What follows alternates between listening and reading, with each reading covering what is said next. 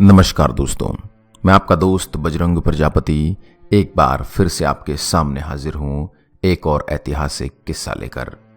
आज हम बात करेंगे शेर शाह सूरी की, जिसके डर से भारत छोड़कर हुमायूं भाग गया था।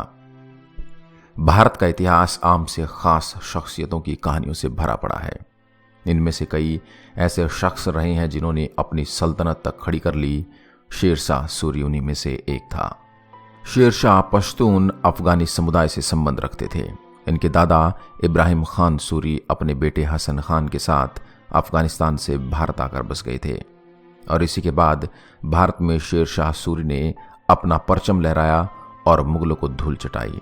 लेकिन कैसे? आखिर कैसे शेर शाह दिल्ली की सत्ता पर काबिज होने में सफल हो गया? कैसे उसने मुगल साम्राज्य से टकराने की हिम्मत जुटाई? आज हम इस वीडियो के माध्यम से ये सब जानने की कोशिश करेंगे। बात 1480 ईस्वी के आसपास की है। इस समय तक हिंदुस्तान के एक बड़े हिस्से पर लोदी वंश के सुल्तान बहलोल लोदी की हुकूमत चलती थी। वहीं भारत में मुगल साम्राज्य की स्थापना करने वाला उज़्बेक शासक बाबर समरकंद को जीतने के लगातार प्रयास कर रहा था। यही वह समय था जब शेर शाह सूरी का जन्म हुआ। शेर शाह के दादा अफगानिस्तान के नारनौल के जमींदार हुआ करते थे। हालांकि वह भारत आकर रहने लगे और यहां बिहार में आकर बस गए। यहां उन्होंने बिहार के सूबेदारों के काम किए और जल्द ही उनके वफादार बन गए। इसी के चलते उन्हें कुछ जागीरें भी प्राप्त हो गई। बहरहाल शेर शाह के जन्म के बाद उसका नाम फरीद रखा गया। फरीद बड़ा हुआ, दादा मर चुके थे, फिर भी बाप के पास बहुत जागीर थी। खैर, फरीद का बचपन ज्यादा अच्छा नहीं गुजरा। उसकी सौतेली माँ उसे बड़े होने के अधिकारों से हमेशा दूर रखती थी और उसे अपनी छोटी छोटी जरूरतों के लिए काफी जूझना पड़ता था। बाप के कई औरतों के साथ संबंध थे। फरीद की सौतेली माँ उससे और उसकी माँ से जलती थी, क्योंकि फरीद सभी बच्चों में सबसे बड़ा था और वही जागीर का असली मालिक भी था। इसी स्थिति में फरीद का अपने बाप के प्रति नफरत का भाव रखना लाजमी था। युवावस्था आने तक वह बहुत महत्वाकांक्षी हो गया था। फरीद खुद को पिता की बड़ी जागीर का उत्तराधिकारी मानने लगा था।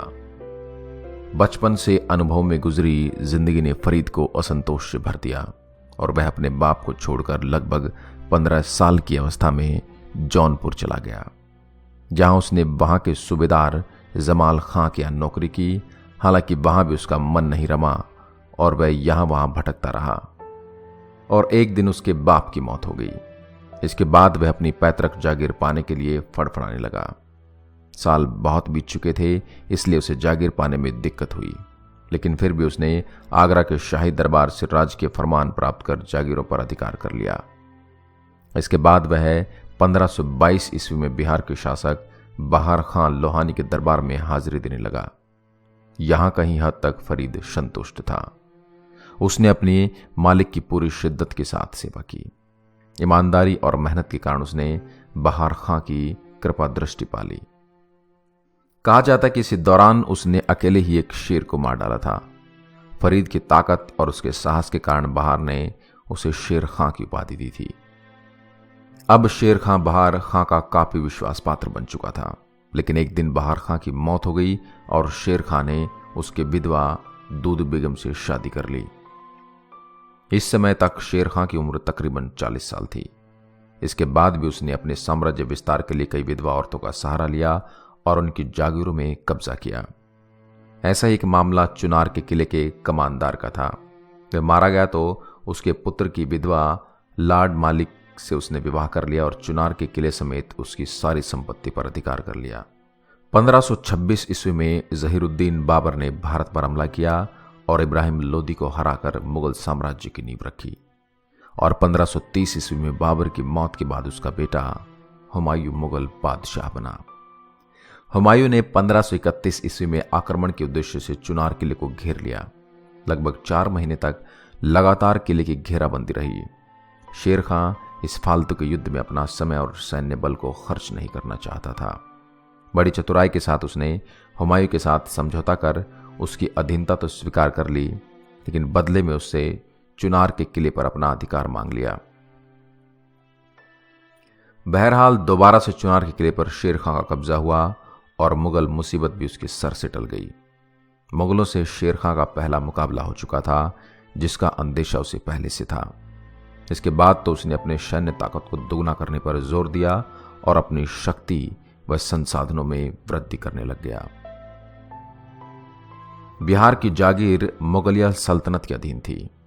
जाहिर था कि शेर खां भी हुमायूं के मातहत था।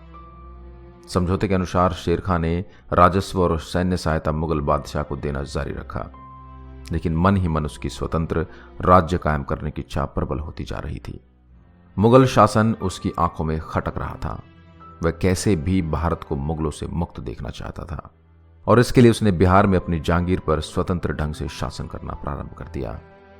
अब उसकी नजर अपने पड़ोसी राज्य बंगाल पर थी, जहां का सूबेदार हुसैन शाही साम्राज्य का अंतिम सुल्तान यानी गयासुद्दीन महमूद शाह खां था।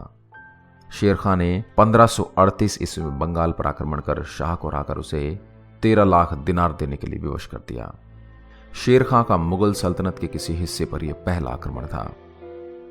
इससे लड़ाई सीधी मुगल बादशाह हुमायूं से होनी तय थी, लिहाजा यहीं से हुमायूं और शेर खां के बीच सीधे टकराव का सिलसिला शुरू हो गया।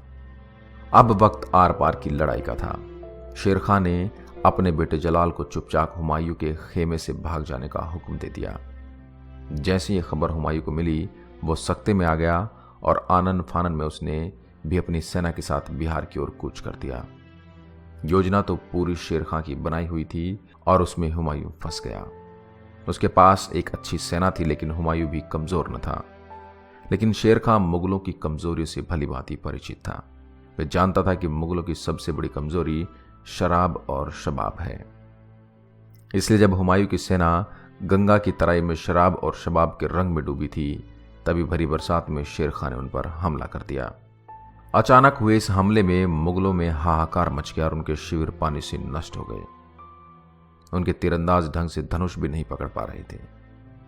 नतीजतन हुमायूं को बड़ी हार मिली और जीत ने शेर खां के कदमों को चूमा।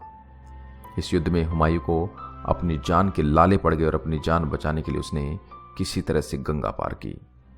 यह लड़ाई 26 जून 1539 ईस्वी को उत्तरी बिहार के चौसा में लड़ी गई थी और इस जीत के बाद फरीद उर्फ शेर खां ने अपना नाम बदलकर फरीद अल दीन शेर शाह सूरी रख लिया।